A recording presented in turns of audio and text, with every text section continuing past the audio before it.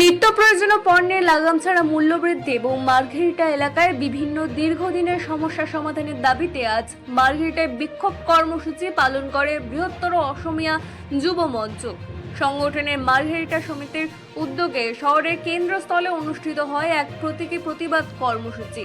প্রতিবাদস্থলে থেকেই যুব নেতা গৌতম বড়ুয়া রাজ্য সরকারের বিরুদ্ধে তীব্র ভাষায় সমালোচনা করেন। তার অভিযোগ, বাজারের লাগাম ছাড়া মূল্যবৃদ্ধি নিয়ন্ত্রণে অসম সরকার সম্পূর্ণভাবে ব্যর্থ হয়েছে। মূল্যবৃদ্ধি রোধে ব্যর্থ হওয়ায় রাজ্যের খাদ্য এবং সরবরাহ মন্ত্রীর পদত্যাগের দাবিও জানায় সংগঠনটি। শুধুমাত্র মূল্যবৃদ্ধি নয়, মার্ঘেরিটা অঞ্চলের দীর্ঘদিনের বিভিন্ন সমস্যার দ্রুত সমাধানের দাবিও তোলেন আন্দোলনকারীরা। তাদের দাবির মধ্যে রয়েছে মার্ঘেরিটা লিডু অঞ্চলের দীর্ঘদিনের কৃত্রিম জলাবদ্ধতা এবং বন্যা সমস্যার স্থায়ী সমাধান এবং টংলং সহ বিভিন্ন এলাকায় চলমান ভয়াবহ নদী ভাঙন রোধে সরকার এবং প্রশাসনের পক্ষ থেকে দ্রুত কার্যকর এবং বৈজ্ঞানিক পদক্ষেপ গ্রহণ করা। এছাড়াও সাধারণ মানুষের সমস্যার প্রতি সরকার উদাসীন থাকলেও আগামী দিনে এর চেয়েও বৃহত্তর গণ আন্দোলনের গড়ে তোলার হুঁশিয়ারিও দিয়েছেন বৃহত্তর অসমিয়া যুব মঞ্চের নেতা Gautam Barua. Bureau report, রাতদিন news network. হয় আজি বৃহৎ অসমীয়া যুৱ মঞ্চ মাৰ্ঘেৰিটা মহকুমা সমিতিৰ উদ্যোগত আজি আমি মূল্যবৃদ্ধি ৰোধৰ লগতে কৃত্ৰিমানৰ সমস্যা আৰু মাৰ্ঘেৰিটাৰ সমজিলাৰ অন্তৰ্গত বিভিন্ন প্ৰান্তত গৰাখহনীয়া ৰোধৰ দাবীত আচলতে আমি মাৰ্ঘেৰিটা চহৰ মাজমজিয়াত আজি প্ৰতিবাদী কাৰ্যসূচী লওঁ।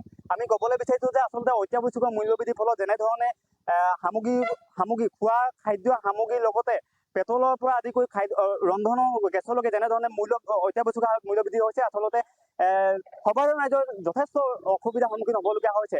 এই চৰকাৰখনে মূল্যবৃদ্ধি ৰোধ কৰাৰ ক্ষেত্ৰত যথেষ্ট ব্যৰ্থ হৈছে। আমি ক'বলৈ বিচাৰিছোঁ যে এই যোগান মন্ত্ৰী বিভাগে নিজৰ ব্যৰ্থতা স্বীকাৰ কৰি আচলতে পদত্যাগ কৰিবলৈ আমি দাবী উপস্থাপন কৰিছোঁ। আৰু আমি ক'বলৈ বিচাৰিছোঁ মাৰ্ঘেৰিটাৰ চহৰৰ লগতে লিডু চহৰত আচলতে যথেষ্ট কৃত্ৰিম বানৰ হয় আৰু কৃত্ৰিম বানৰ ফলত যথেষ্ট ৰাইজৰ অসুবিধাৰ সন্মুখীন হ'বলগীয়া হয়, যাৰ ফলত যাতায়াতৰ অচল হৈ পৰে, যথেষ্ট অসুবিধাৰ সন্মুখীন হ'বলগীয়া হয়।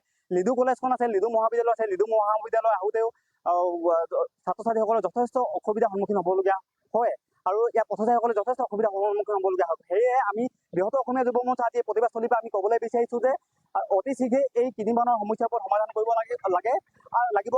আৰু আমি ক'বলৈ বিচাৰিছোঁ মাৰ্ঘেৰিটাৰ সমজিলাৰ লংডং আদিৰ লগতে বিভিন্ন প্ৰান্তত গৰাখহনীয়া হৈছে আৰু গৰাখহনীয়াৰ ফলত হাজাৰ হাজাৰ কৃষিভূমি আচলতে পানী জাহ গৈছে।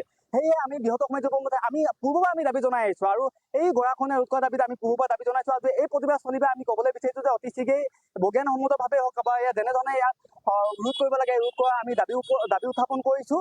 আমি ক'বলৈ বিচাৰিছোঁ যে এই মাৰ্ঘেৰিটা স্থানীয় বিধায়কগৰাকীৰ মৌনতা হৈ আছে যেন আমাৰ অনুভৱ হৈছে। আৰু সেইবাবে আমি ক'বলৈ বিচাৰিছোঁ, যিহেতু বাজেট অধিৱেশন চলি আছে আৰু বাজেট অধিৱেশনত যিহেতু বিধায়কগৰাকীয়ে কথাখিনি উপস্থাপন কৰিবলৈ আমি আশা কৰিছোঁ। অনাগত দিনত যদি এই সমূহ যদি অতি শীঘ্ৰে যদি ব্যৱস্থা গ্ৰহণ নকৰে দাবীসমূহ যদি মানলৈ, তেনেহ'লে আমি আজি এনে প্ৰতীকী হিচাপত আমি আচলতে প্ৰতিবাদী কাৰ্যসূচী ক'বলৈ বিচাৰিছোঁ। কেৱল মাত্ৰ মাৰ্ঘেৰিটাত নহয়, অনাগত দিনত সমগ্ৰ তিনিচুকীয়া জিলা কিন্তু আমি অচল কৰি তুলিম, এক আমি স্পষ্ট